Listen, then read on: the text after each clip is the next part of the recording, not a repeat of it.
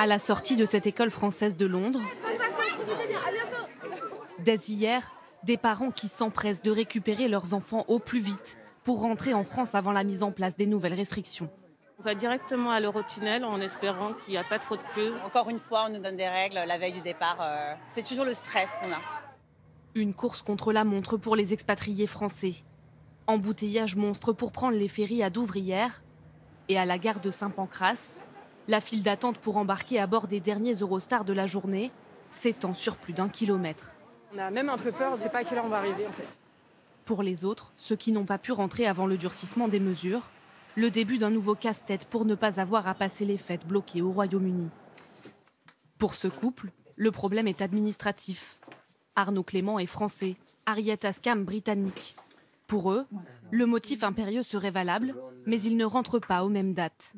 Peut-être que si on photographie nos passeports l'un à côté de l'autre, ça va marcher. Ils ne sont pas mariés, ils devront donc prouver qu'ils sont concubins pour pouvoir passer la frontière. Construire un dossier, quoi, faire de l'administration, c'est la magie de Noël, quoi. On n'est pas mariés, comment on va prouver qu'on est ensemble? Et est-ce qu'ils vont me croire? La famille d'Arnaud, c'est comme ma famille, il me manque. Pour cette infirmière française installée à Londres, plus que le motif impérieux et les isolements dans les deux sens, la plus grosse contrainte, c'est la multiplication des tests, payants au Royaume-Uni.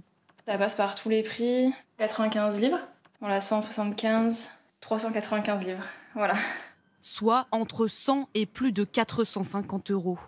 À contre-cœur, elle a donc décidé d'annuler son retour en France pour les fêtes, pour la 2e année de suite. C'est un peu décevant et c'est un peu rageant aussi.